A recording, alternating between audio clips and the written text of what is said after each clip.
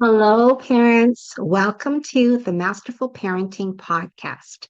I'm Ann Alvarez, parent coach, school counselor, and mother of two. Do you sometimes struggle with your parenting role? Do you notice that sometimes you're repeating patterns that you learned in your own childhood? Maybe you are carrying childhood pain that has not been healed, and you notice that it is showing up in your parenting with your own children. Perhaps you yell or get frustrated easily. Maybe you are directing them or telling them what to do all the time, and you notice that your actions are affecting your relationship with your children. Well, parents, I totally understand this. I came from childhood pain and I learned how to be a relational parent with my children. And I can teach this to you as well. This podcast is all about learning how to heal the childhood pain that we are carrying so that we can foster healthy relationships with our kids. Join us every week for a new show, and we will dive into the healing and the fostering of healthy relationships with our children.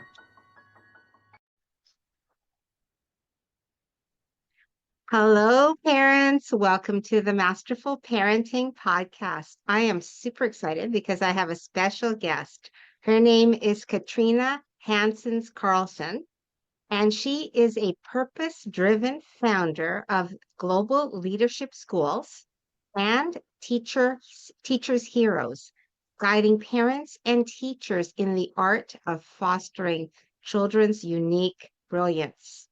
Welcome, Catherine. Thank you so much, Anne. It's a pleasure to be here.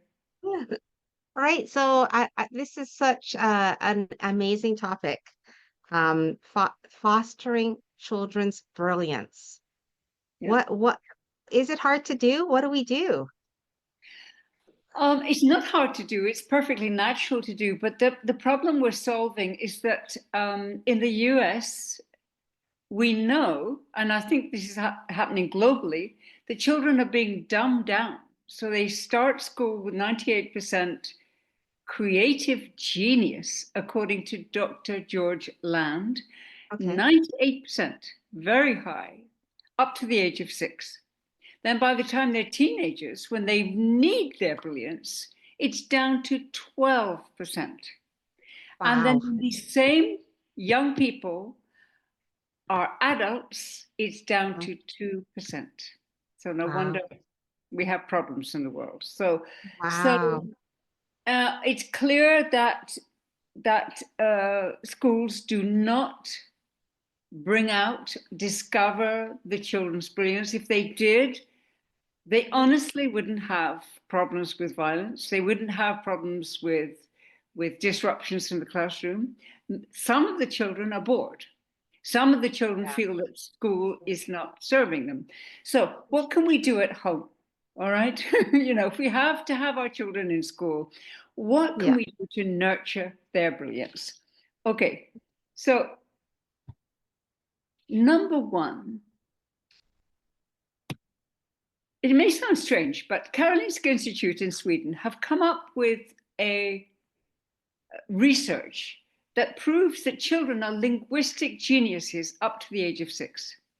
Okay. So we need to be teaching them another language. So even if we don't have two languages in the family, like I was brought up with French and English, the parents can learn a language. They can learn Spanish with their children, But the important thing is to communicate and to teach your child a language before the age of 6.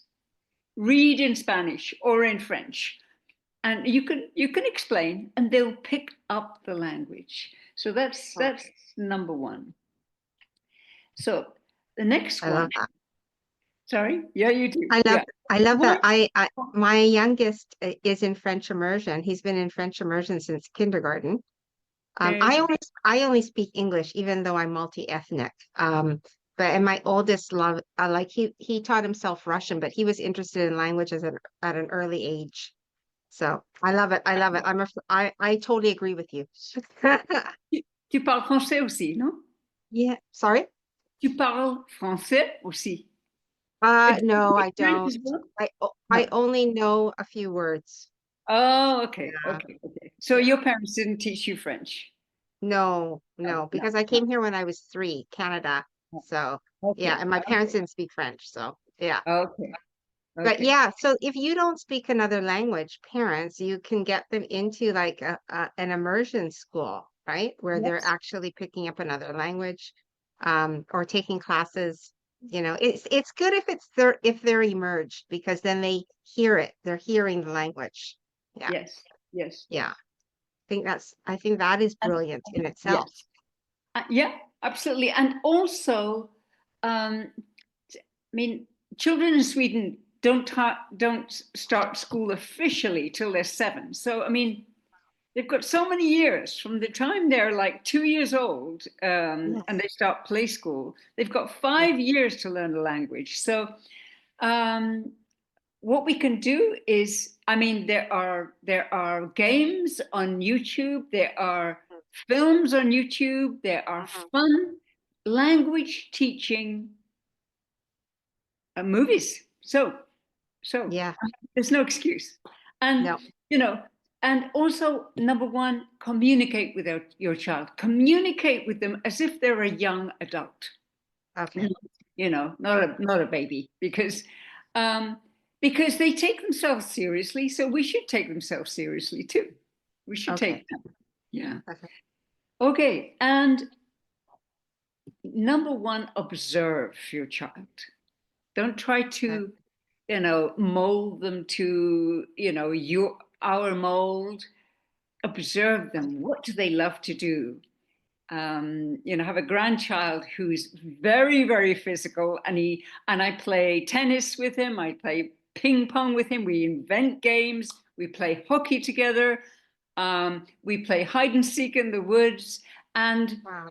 his elder sister likes to create, and she's highly creative, and she likes to make smoothies. So we go along with that.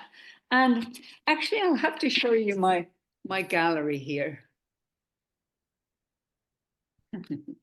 Here are their paintings in my kitchen. Amazing. Wow, parents. Amazing. It's a wall full of kids' paintings, children's Yes, paintings. yes, Beautiful. yes. And no Beautiful. judgment whether they're good or bad or whatever.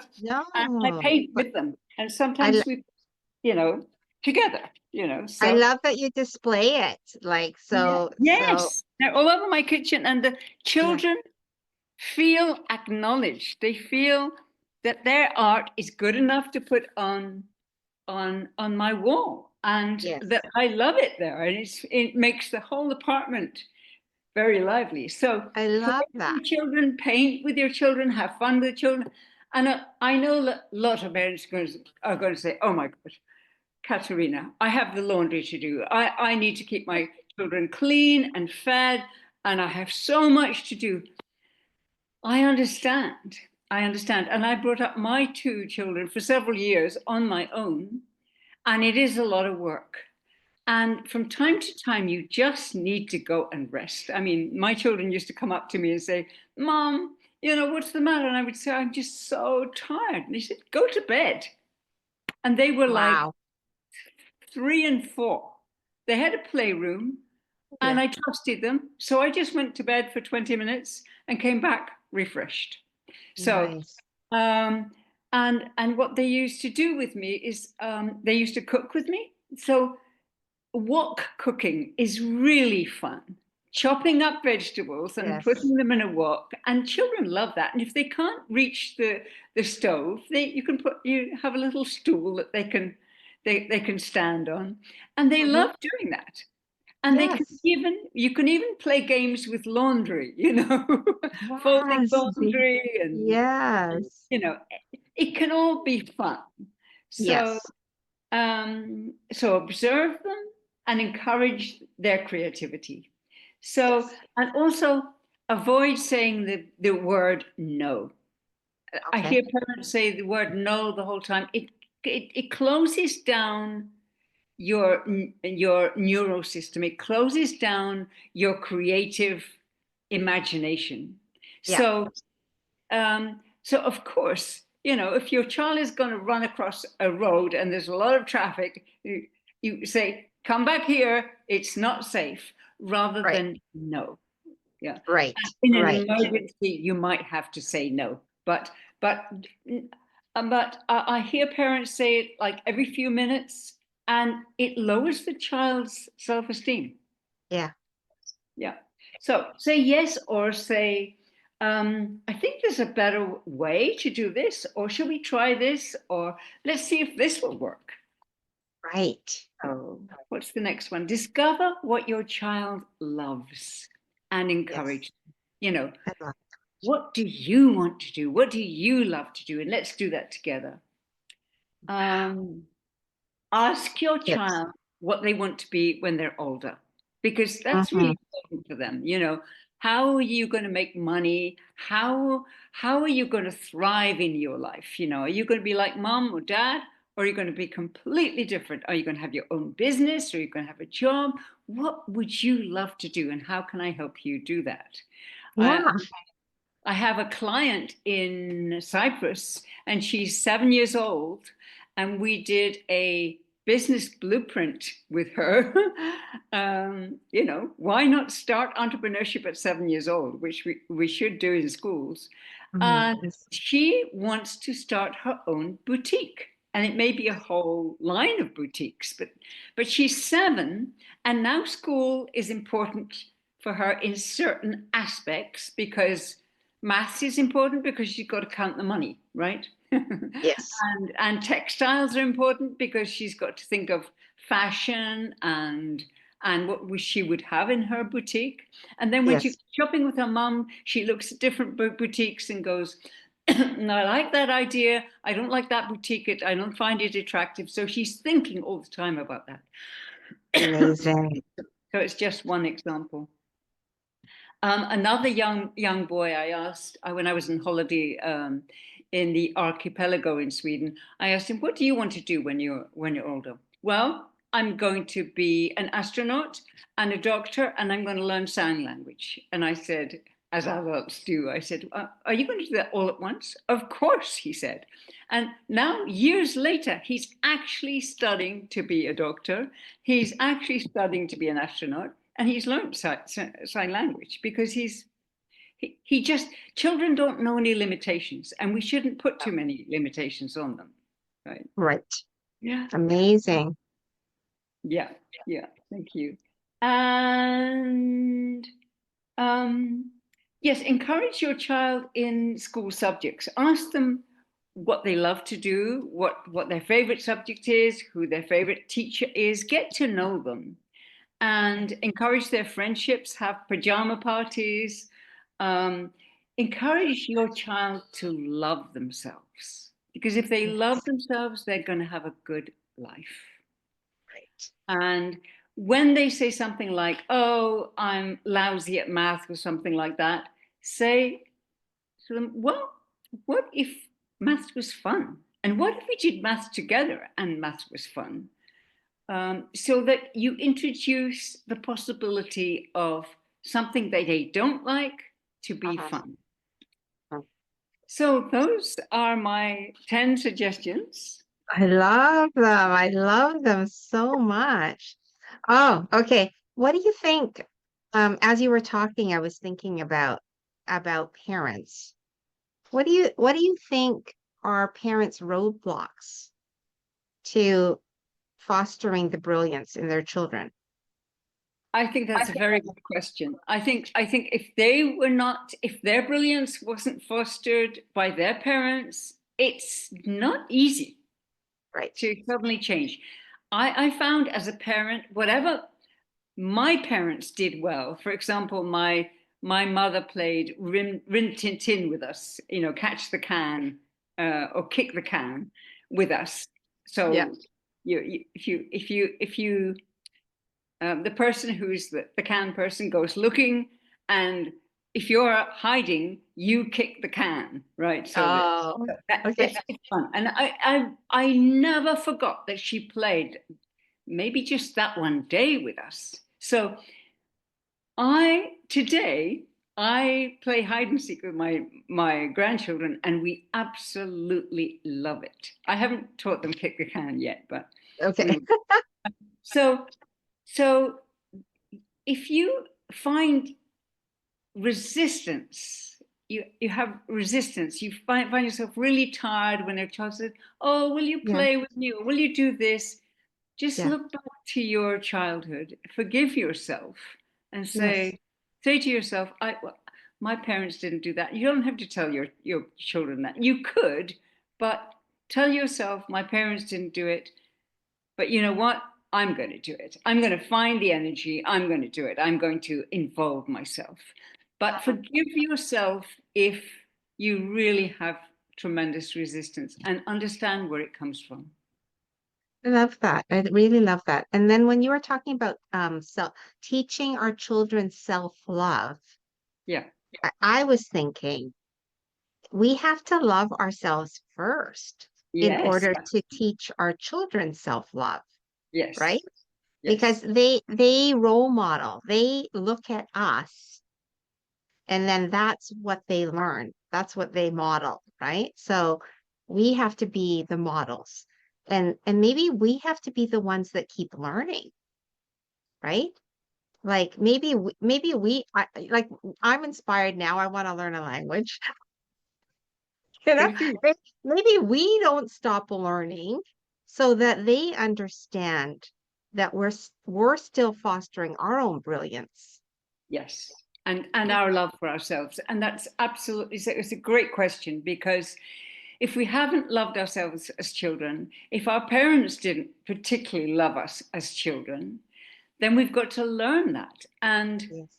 what I found is very real for me, there is a process, is to write down everything you don't like about yourself, everything that you hate about yourself, and just turn it around. Just look at that and go, well, if I really keep that in my life, that self dislike and self hate, I'm not going to be happy. I'm not going to be fulfilled. So write it down and make a choice Hmm. to just cross out the dislikes, cross out, the hates, especially the hates, and turn them Yes. around and just say, no, you know, I don't like this habit about myself, and I'm going to change the habit. Or I've hated that about myself, and I'm going to change it. Or at the moment, I'm just going to accept it.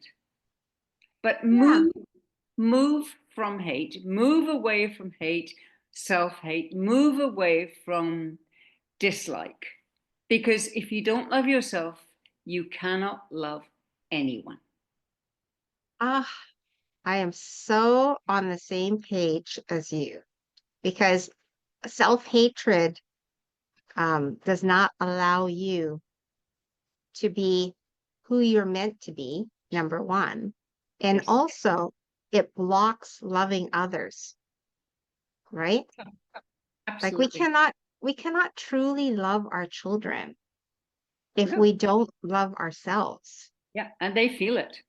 They And it's feel it. very damaging, because the only thing a child wants to know is, does mom love me? Does dad love me? Am I loved? Am I lovable? Once they know that for sure, and it's unconditional love, they're free, they're happy. But if Yes, they yes. don't feel loved, if they don't feel cared for, if they feel neglected, or if they feel abused, it will damage them for life unless they heal it, and they can heal it. Yes, yes. I can relate to this because just coming from childhood pain myself, um, I've been on the journey of learning to love myself, right? But if Good we for can give you. it to our kids like right away, early on, Yeah, I know with my children, I see such a difference because I chose to mother them a different way than I was mothered. good for And you. yeah, and I'm just like everything that you said to me speaks to me. Because my oldest was so interested in so many things. It started out with golf ball finding. So we would go to every golf course and look for golf balls. Really? Not At what age? He was When little, like 2, 3, and 2 or 3 years old? Oh yeah, my goodness. it Wonderful. lasted for a while. It lasted till I think he was about 6. But we had a collection, and he ended up selling them, and he made his first like couple $100, right? Wonderful. And so that Wonderful. was like the start of him learning about money and learning that, oh, I can do something and make money. And then as he progressed, his love for languages, he taught himself Russian in 3 years. In grade 7, he said, Mom, can we sign up for this language program online? And I'm a teacher, you're a teacher. Like, I was like, of course, if it's Yeah. anything educational, yes. And Yeah. so he Especially when used, it comes from the child. When it comes, yes, I want to do this. I want to learn what Russian. yes, I want to sell golf balls. It's wonderful. yes, Wonderful. yes. It has to come from them because they have this inner um knowledge about themselves. Yes. This inner, like, they already come with interests and things. Like, they're like, because I know this because with my 2 children, they're totally different from each other, and I know that they each came with different interests, right? So fostering those interests will help your children to thrive. Honestly, it is the truth. Absolutely, absolutely, yes. Yeah. I know I live fairly near the beach, but it's still a 10-minute walk. And my grandson, Theo, um, he found a golf ball on the way to the beach.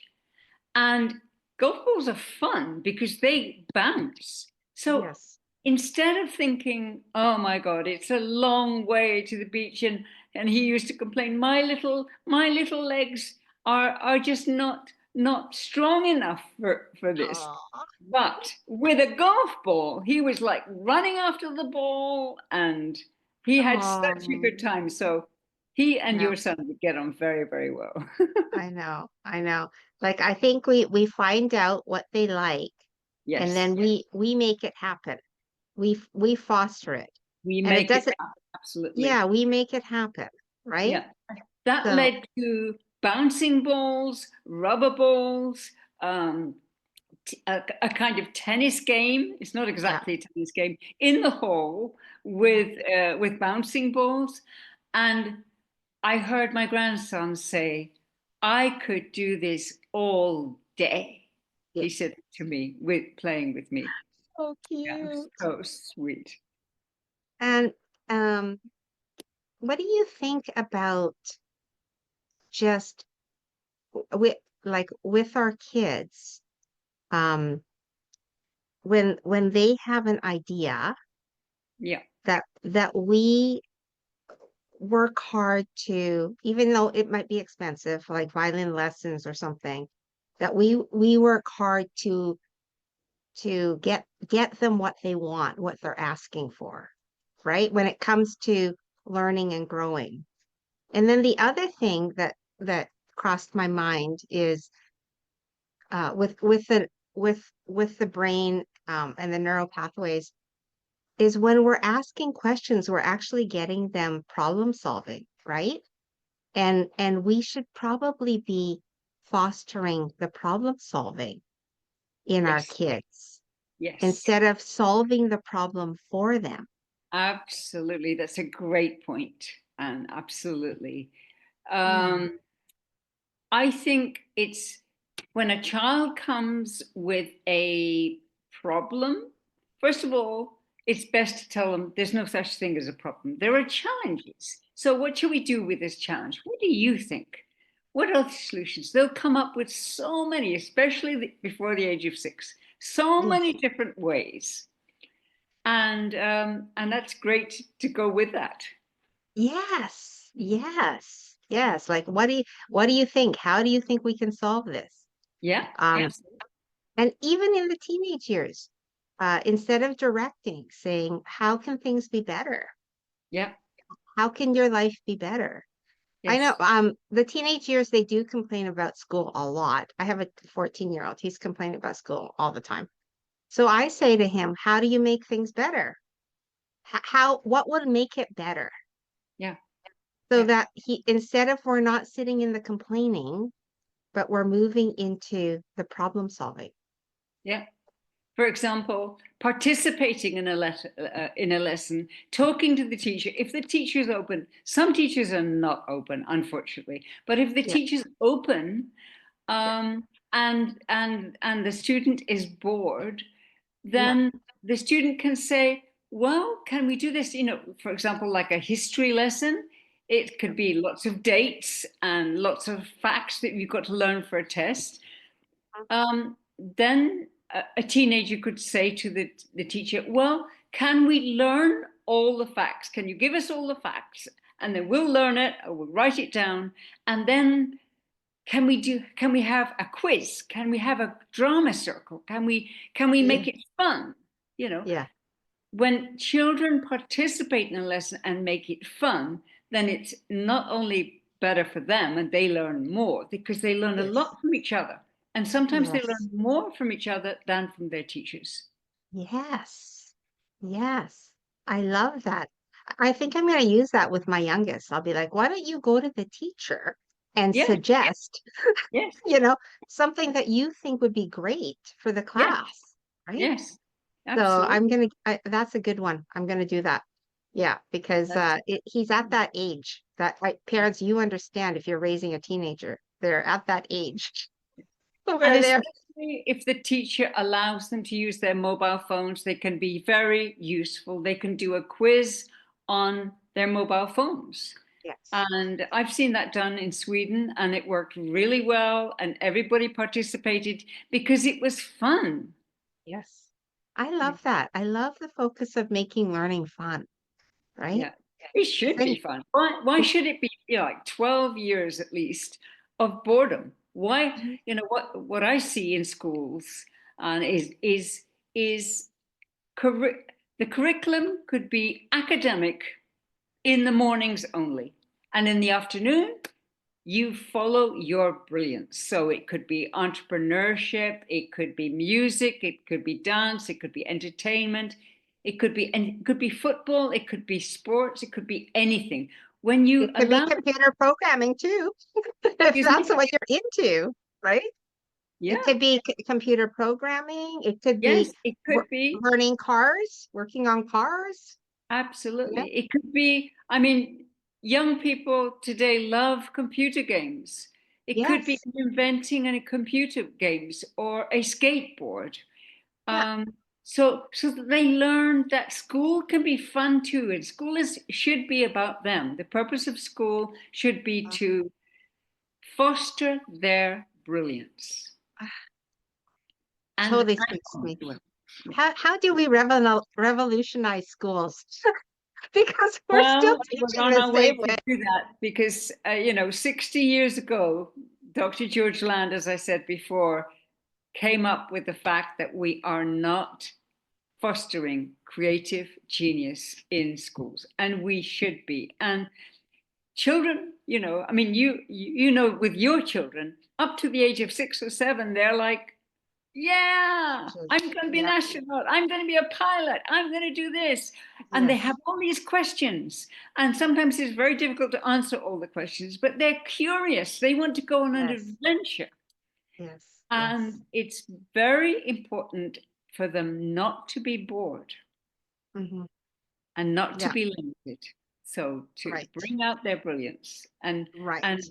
help them to feel very special and very important in life. I'm not so important that they're the most important person in the family, but that they are important. Mm-hmm. Ah, love it, love it, love it. Okay. Um, Katrina Hanson Carlsson, thank you so much. It's been such a pleasure to have you on the show. I love your tips, and parents, you got some great tips, 10 tips on fostering the brilliance in your children. So even if you did half of that, I think it would be amazing. So thank you so much. I appreciate it. Well, do you want to share with the audience where you can be found? if they want to work with Mostly you on or LinkedIn, okay. Global Leadership Schools and Destiny International 11 is on LinkedIn, but it's Katarina Hanssons Carlsson or Catherine Carlsson on LinkedIn is the best way to reach me. Oh, Connect with me. perfect. Thank you so much. Okay, you go and Yeah. enjoy your grandchildren. I will. I invite them to lunch every Saturday, and they Oh, sit at this little table of food. oh, Can you see the table? I can. Yeah, it's so Yeah. cute. So I sit with them at the table, and for Christmas, they prefer to sit at that table Oh, than with us at the big table. that's so Absolutely. nice. That's so nice. Okay, well, oh, my nose is running. Okay, thank you so much. You're Thank welcome. you for joining today, and thank you, parents, for joining today. I hope this has helped you, and I look forward to our next show. Take care, everybody. Thank you, parents, for joining the show today. I hope it was valuable and that you have some useful tools to use with your children. If this show blessed you or changed you in any way, I would appreciate a review on my podcast or subscribe to my YouTube channel, or perhaps you could even recommend our Masterful Parenting to your family and friends. Thank you so much, parents.